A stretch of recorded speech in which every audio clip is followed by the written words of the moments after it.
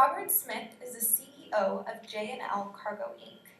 Robert started as a salesman for the company and slowly worked his way to the top after many years of working 12-hour days, holidays, and weekends. Robert neglected friends and family in order to make as much money as possible. Now that Robert is at the top of the company, he is even more concerned about making money. Because of this, he overworks his employees and shows little compassion. This past Christmas season, a faithful employee named Harold Jones asked Robert if he would be allowed to leave early on Christmas Eve. Harold's daughter was in the hospital, and he and his family all wanted to be with her to support her and make the holiday fun. Although Robert felt bad, he told Harold he could not leave early because the company is always swamped around the holidays. They would lose money if employees were allowed to leave early. Harold was disappointed, but he kept on working without complaining or talking negatively behind Robert's back. A few months later, the CFO of the company was leaving, and Robert was in charge of promoting one of his employees to the position. Everyone in the company thought the position would go to Chase Gray, who had been at the company since the start and was one of the hardest workers.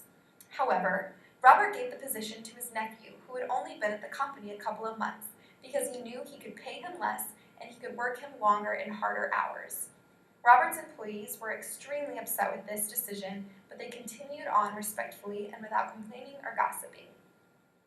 A few years down the road, J&L Cargo Inc. was starting to go under. The company wasn't making enough money, and if something didn't change, the company would go out of business. Robert started asking his employees if they would invest in the company. He held several meetings and conferences explaining to them the importance of investing and how much it would help the company. Unfortunately, the employees did not feel sympathy towards Robert or the company, and they didn't want to invest. Many of them ended up leaving and finding new jobs, and J&L Cargo Inc. eventually went out of business. The following year, a new cargo company called H Cargo Enterprise opened up in the area and very quickly started to take off. They were known for their great customer service, and they cared deeply for their employees. Robert, who had been struggling to find a stable job after his company went under, decided to apply for a job at H Cargo Enterprise. He figured since he had experience with what they were selling, he would be the perfect applicant. Unfortunately, when Robert went to apply, the only job available was on the janitorial staff. Robert laughed at the thought of being a janitor for a cargo company, but decided he was desperate for a job and he would eventually be able to work his way up the ladder as he had done so before. Sure enough, Robert got the job and started at H Cargo Enterprise the next week. The first day on the job, Robert was cleaning the restrooms at the head office when the CEO walked in. To Robert's surprise, he saw that it was Harold Jones, the former employee he had denied to go home Christmas Eve to be with his daughter in the hospital. Harold looked at him and smiled. "It's good to be working with you again, Robert," he said. He shook his hand and walked out of the bathroom.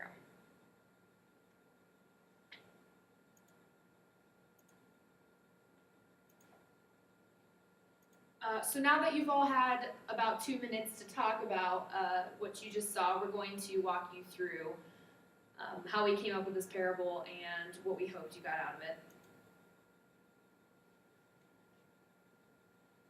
First, we're going to talk about a few theoretical perspectives that we derived from the parable.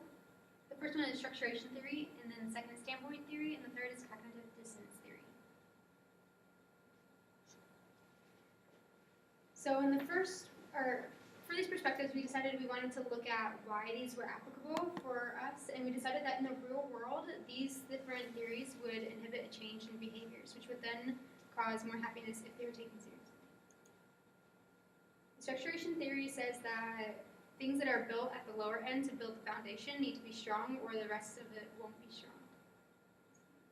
So we have powerful selfish motives from Robert, from the CEO, and then his selfish motives translated into rules and social norms becoming janky and not healthy. And therefore, when his company failed, there was no support for him. The standpoint theory is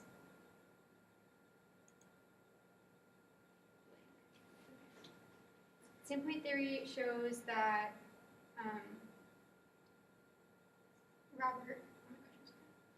standpoint theory has that Robert was ignoring his workers but still expected them to be there for him when they weren't.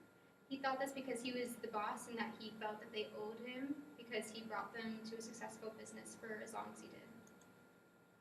The cognitive dissonance theory had his people leave because they weren't motivated to stay in the workplace and support him. It was too adversive and they didn't feel appreciated. So now I'm going to talk a little bit about the visuals that went into this, and first why we chose the photos that we did, and then how we decided on the ones that are in the presentation. So the reason why we chose the photos that we did was because of the impact of relationships that we can see in here. We intentionally chose photos for Robert that had bland colored backgrounds.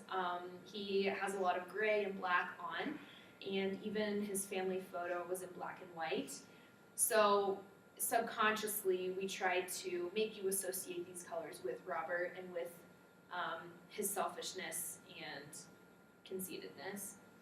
In the same way, when you look at pictures of Harold, the good employee, he has a background in his picture that's blue, and then you see blue on his wife's shirt, and you see blue on the pillow of his daughter's hospital bed.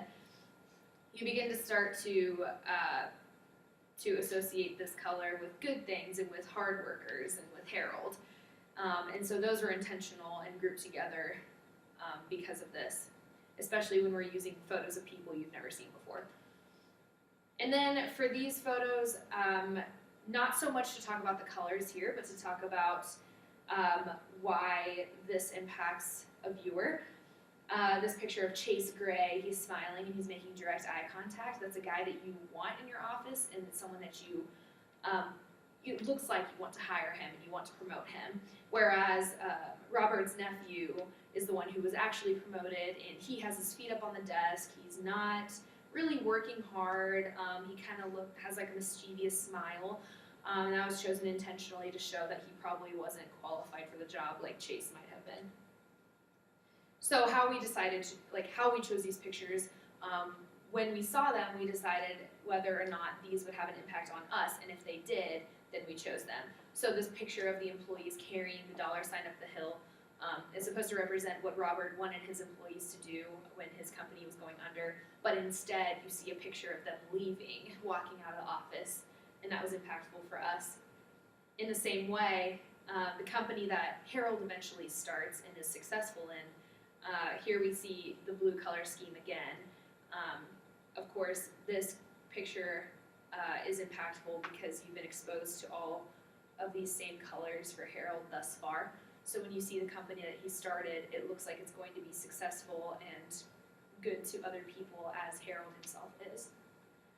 And then lastly, this word boss that we showed over top of Robert's picture in the very beginning is showed on top of Harold's picture at the end.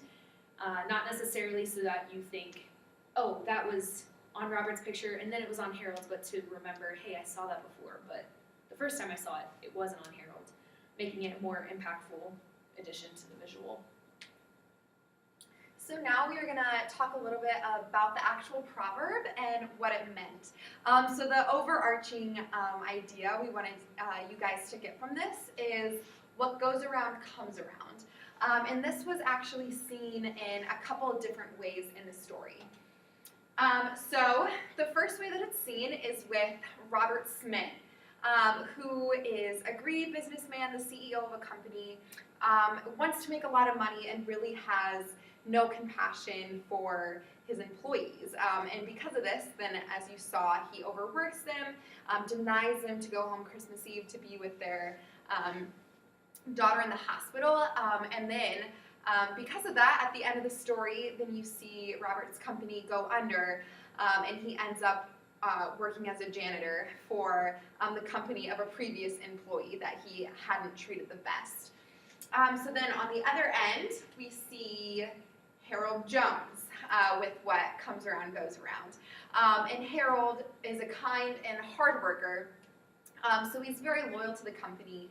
Even when Robert, tells him, you can't go home on Christmas Eve to be with your daughter, he just takes it, he continues to work, and he doesn't gossip or say anything bad about Robert. And eventually, after the company goes under, he is able to go and make a successful company where he's able to lead a company with the qualities that he has of caring for other people. And then some biblical perspectives that we kind of looked on. So what goes around comes around is really something that anyone can be impacted by. But as Christians, they're just kind of looking at what the Bible has to say about what the story might mean. So coming from Luke 3:31, kind of golden rule, do unto others as you would have them do unto you. So like Harold, even though he wasn't being treated the best by Robert, he continued to still be loyal to him and work at the company and not say anything bad about him. And that was eventually then the way that he would be treated and would get his own company. And then also another one is Matthew 20:16, the last shall be first and the first shall be last.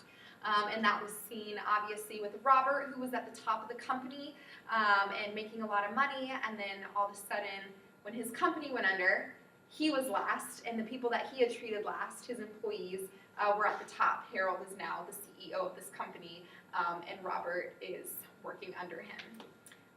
So I hope your eyes were kind of open to what goes around comes around, and that you were able to see those different themes throughout our parable. Thank you.